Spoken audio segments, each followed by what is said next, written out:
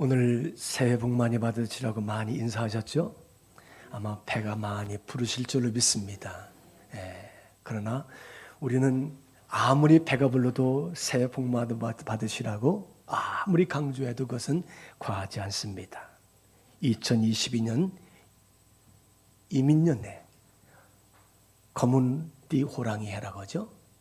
이 한 해 동안 우리 모든 성도의 가정들마다 건강하시고 행복하시고 즐거움이 충만한 귀한 가정이 되시기를 주의 이름으로 축원합니다. 올해 우리 교회의 표어는 나가서 데려다가 내 집을 채우라. 이렇게 저희들이 정하고 기도하고 있습니다. 이 포르투갈에 가면은 저 서쪽 대서양을 끝쪽을 향해서 가다 보면은 호카곳이라는 곳이 있습니다. 거기에는 높은 돌탑으로 탑이 세워져 있고요. 거기에는 십자가가 이렇게 붙어 있습니다. 근데 그 아래 보니까 시인 까무니스라는 사람은 이렇게 거기다가 시를 써놨습니다. 여기 땅이 끝나는 곳이, 그리고 여기가 바다가 시작되는 곳이다. 토마스 엘리엇이라는 사람은 끝을 맺는 것은 시작을 하는 것과 같다.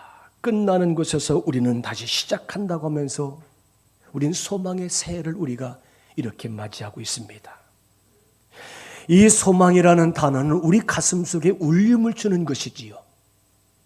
하나님은 여러분들에게 소망을 주시는 하나님이신 줄로 믿습니다.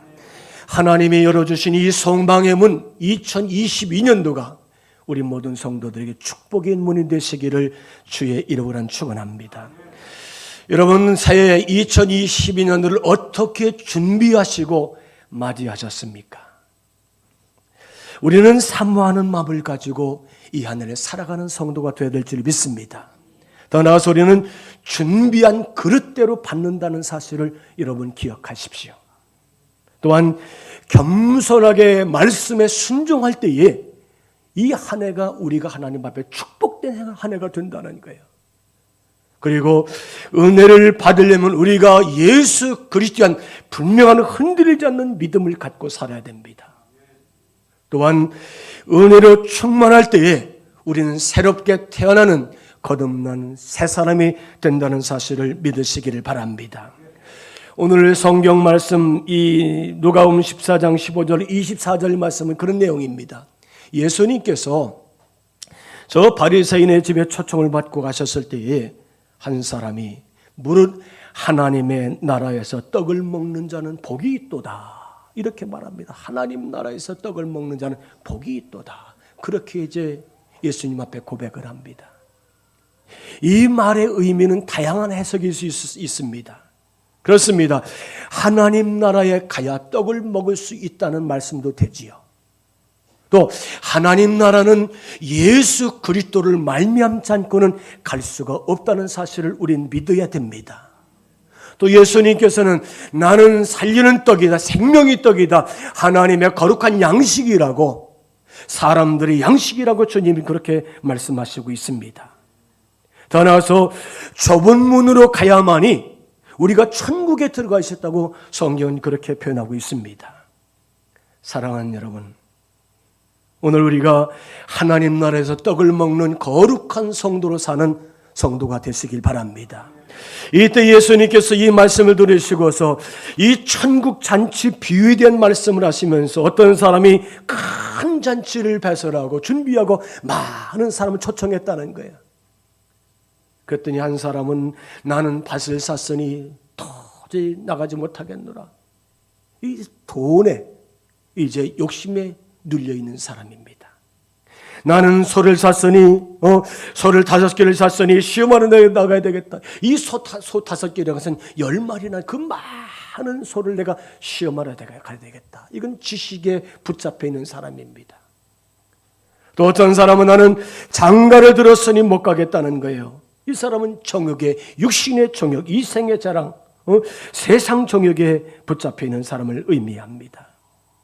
그때의 주인이 노예에서 종들을 다시 내보내서 골목으로 나가서 너희들이 가난한 사람과 소경과 절뚝발이들을 데려다가 내 자리를 채우라, 그렇게 명령을 하잖아요.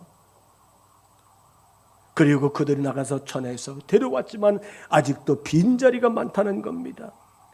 또다시 돌려보내면서 길과 산을 타려 나가서 사람을 강권하여 데려다가 내 집을 채우라, 그렇게 말씀합니다. 사랑하는 여러분, 오늘 우리는 하나님의 거룩한 이제 명령 앞에 순종하시는 성도가 되어야 할 줄 믿습니다. 디모데전서 2장 4절 이렇게 말씀하고 있습니다. 모든 사람이 구원을 받으며, 하나님은 모든 사람이 다 구원받기를 원하신다는 거예요. 그리고 진리를 아는 데 이르길 원하시느니라. 이 땅에는 모든 사람들이 다 구원받아서 하나님의 거룩한 자녀가 되는 것이 하나님의 뜻이고 하나님의 바람이고 하나님의 소원인 줄 믿습니다. 그들을 만나고 싶다는 거예요. 그들을 사랑한다는 거지요.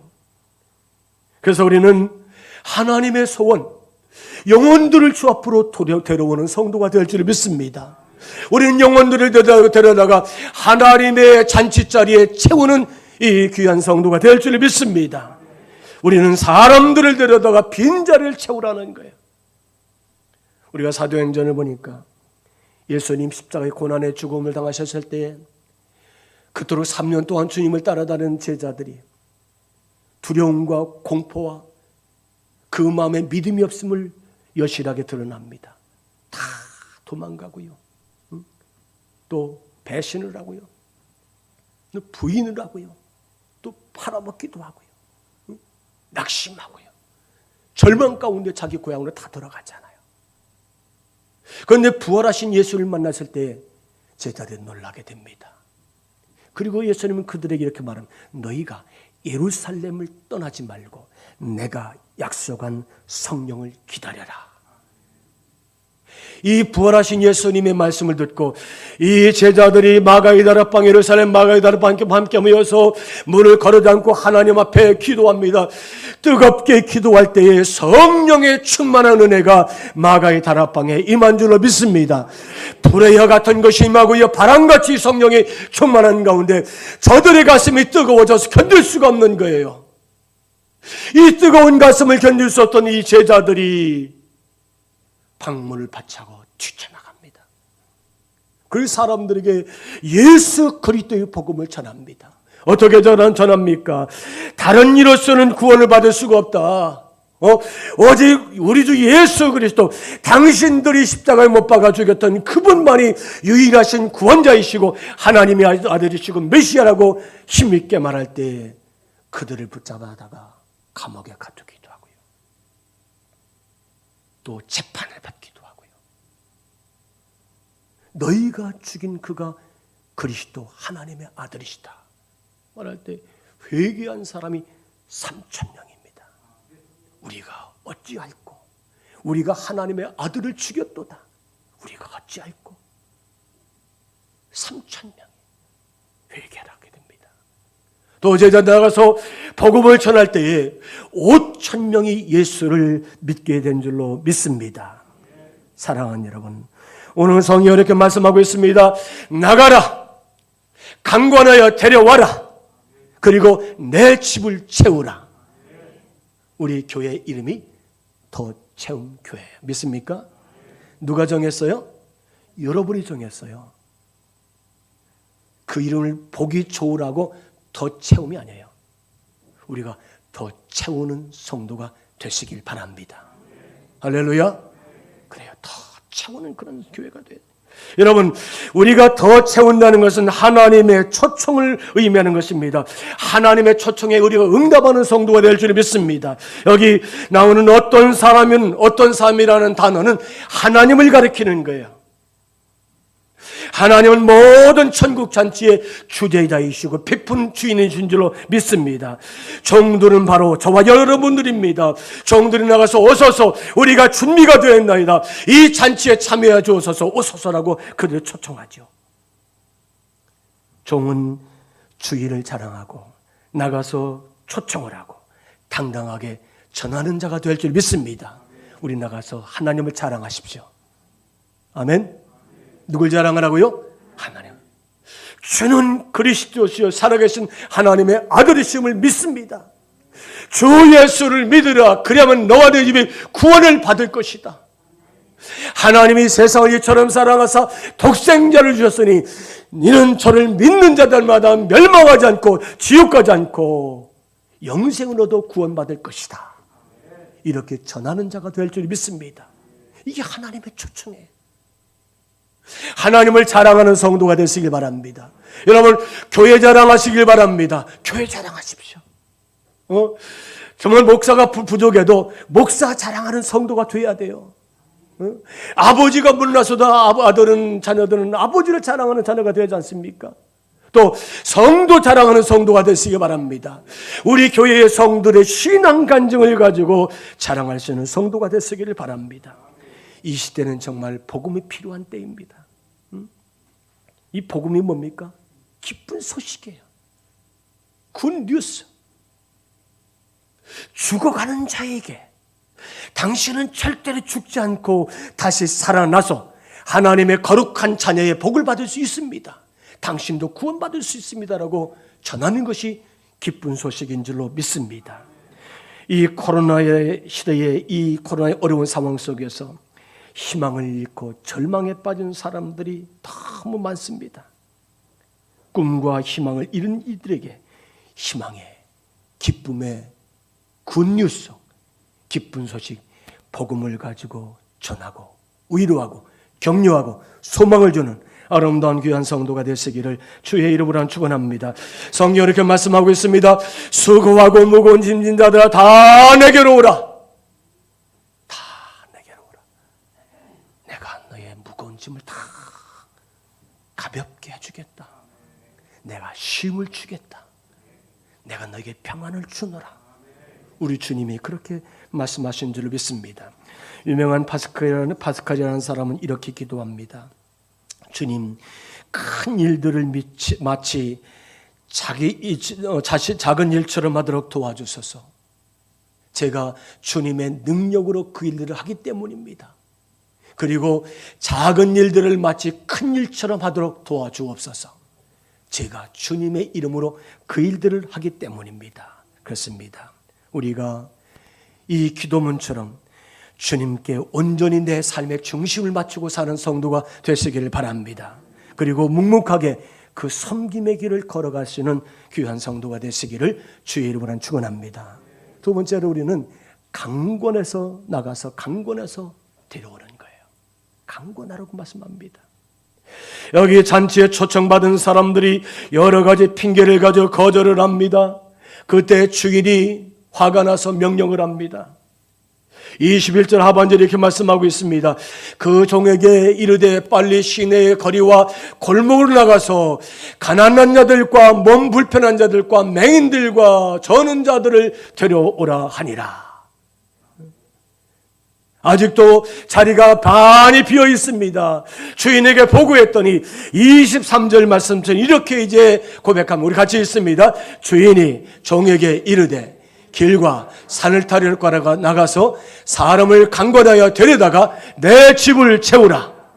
우리 교회의 표 말씀이에요. 여기 강권하여라는 말의 헬라어 원어는 기어코 설득하여. 따라서 합시다. 기어코 설득해서 무엇을 가지고요? 예수님의 복음을 가지고. 할렐루야. 예수님의 복음을 가지고 내가 구원받은 나에게 구원받은 이 구원의 메시지를 가지고 나의 신앙의 확신을 가지고 내가 믿는 예수, 나를 구원하신 예수, 나를 살려주신 예수, 나를 축복해 주신 그 예수, 그 예수를 가지고 강권해서 기어코 설득해서 주 앞으로 데려오라. 잔치에 참여시키라는 것입니다. 여러분이 전도가 어렵질 않아요. 하나님은 당신을 사랑하십니다. 우리 인간은 하나님 앞에 다 죄인입니다. 죄인은 멸망받아 죽을 수밖에 없었지만은 하나님은 구원자 유일하신 예수 그리스도를 우리에게 주셨습니다. 그분을 영접하시고 믿음으로 사시길 바랍니다. 그리고 가까운 교회로 나가서 출석하시고 신앙생활하시기 바랍니다. 이게 전도예요. 이 강권한다는 것은 기엽고 반드시 설득하고 그의 믿음을 넣어주고 결단을 하게 하고 하나님의 거룩한 자녀로 만들어라. 하나님은 강권해서 데려오라고 말씀하십니다. 여러분, 내가 하나님의 이 천국 잔치에 초청을 받아서 주님 앞에 나와서 하나님의 거룩한 믿음의 자녀가 되었고요, 잔치자리에 참여한 성도가 된 줄로 믿습니다. 내가 이제 은혜의 자리에 초청하는 종으로 나가서 많은 사람들에게 오시오, 천국 잔치가 준비되었습니다, 오시오, 이렇게 초청하고 전하는 자로 살아야 될 줄 믿습니다. 나가서 강권해서 데려다가 집을 채우는 것, 나가서 강권해서 집을 강권한다는 것은 이 세상이라는 바다에 빠진 사람들을 허우적대고 있습니다. 누구 하나 건져주는 사람이 없어요. 그들을 예수의 이름으로 건져내서 주님 앞으로 함께 나와서 그리스도인의 삶을 살도록 잘 인도하는 것이 이제 나가서 강권하는 일이라는 사실을 믿습니다. 그렇습니다. 강권하는 것은 이기기 위해서 끈질기게 영적 싸움인 줄 믿습니다. 영적 싸움은 세게 기도하고 나가십시오. 할렐루야. 세게. 우리 오늘 지난 2년 동안 우리 교회가 속회배를 16속회 중에 5속회만이 속회배를 드렸어요. 이런 표현을 전멸이다, 그렇게 표현하고 싶어요. 여러분, 이제 2022년도 새 금주부터 여러분 속회배로 모이시기를 바랍니다. 가정에서든지 교회에서든지 어느 곳에서든지. 여러분, 속회가 뭡니까? 속회가 뭐예요? 속회는 모이면 나누고 교제하고 또 우리가 이제 인사하고 예배하고 기도하고 우리가 격려하고 위로하고 힘을 주고, 그것이 속회예요. 모이면 그렇게 하는 거예요. 흩어지면 나가서 전도하고 예수가 그리스도라고 기억고 믿음을 심어주어서 그들을 주님 앞으로 인도하는 거룩한 영적인 욕심을 갖고 열매를 위해서 사는 신앙생활, 그게 속회의 중요한 두 가지 의미인 것을 우리가 알아야 될 줄 믿습니다. 아무쪼록 속회별로 초청을 하시고요, 속회별로 우리가 전도하시고요, 속회별로 나눔이 있는 속회가 되시고요, 서로 격려하고 위로하고 힘을 주는 아름다운 성도의 교제가 있는 우리 더참교회 귀한 속회가 되시기를 주의 이름으로 축원합니다. 속회별을 회복해야 됩니다. 그래야 성도들이 부드러워져요. 그래야 성도들의 사랑이 흘러갑니다. 은혜가 흘러갈 줄 믿습니다. 내게 있는 것을 나눠주는 거예요. 내게 있는 것을 흘려보내는 거예요. 그게 속회 예배입니다. 예배도 마찬가지예요. 하늘의 신령한 은혜를 여러분들 흘려보내는 것이 이 거룩한 예배인 줄 믿습니다. 마지막으로 이 축복의 통로가 되어야 됩니다. 이 제자들에게 붙여진 이름이, 별명이 있어요. 증인 제자들. 오늘 예수 믿는 모든 사람들은 다 증인인 줄 믿습니다. 따라서 합시다. 나는 성령의 은혜로 증인의 삶을 살고 있습니다. 아멘. 네, 나는 성령의 은혜로 증인의 삶을 살고 있다는 거예요. 이 증인이란 말의 원어는 마르티스란 말이에요. 마르티스. 이건 순교자란 말이에요.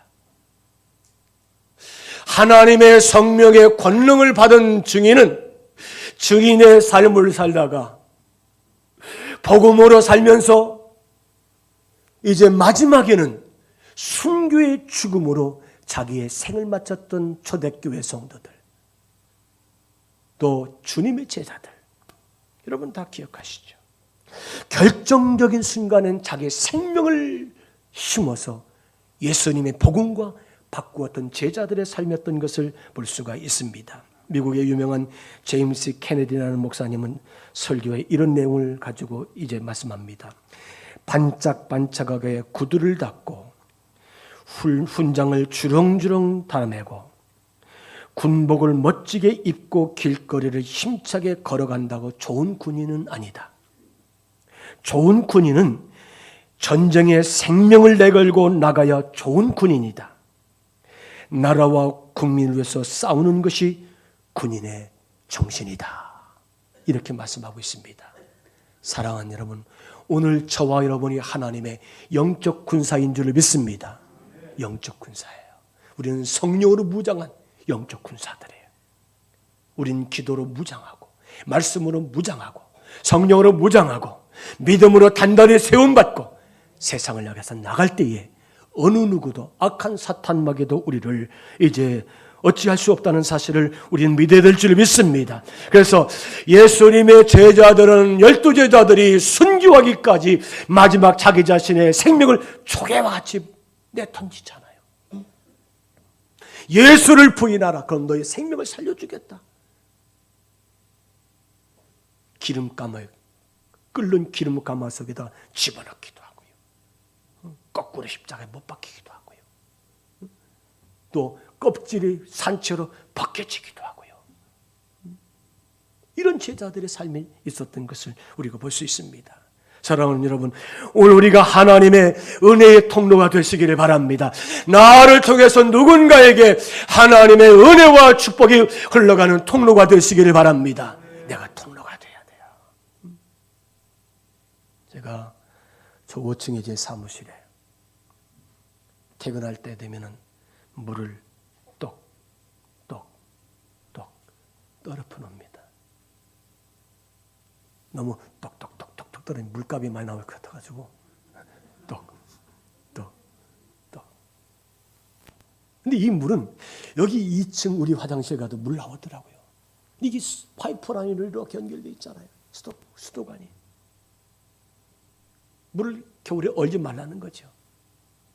우리가 수도관 파이프라인과 같이 누군가에게 파이프라인을 대주는 성도가 돼야 돼요. 내가 받은 은혜, 내가 가진 복을 그들에게 흘려보내는 성도가 돼야 될 줄 믿습니다. 우리가 축복의 통로가 돼야 돼요. 여러분, 전하는 것보다 더 큰 상급은 없습니다. 구원하는 것보다 더 큰 영광은 없는 줄을 믿습니다. 여러분, 구원하는 것보다 더 큰 면류관이 없다는 사실을 우리가 믿어야 됩니다. 그래서 우리는 전하는 통로가 되시길 바랍니다. 흘러보내십시오. 일본의 유명한 내촌감상 우쭈무라 간조라는 신학자는 이렇게 말합니다. 그리스도를 알게 하는 것, 즉 전하는 것은 진정 가장 복된 일이다. 여러분, 최고로 복을 받는 비결이 뭐라고요? 예수 그리스도를 복음을 흘러보내고 전하는 것인 줄 믿습니다.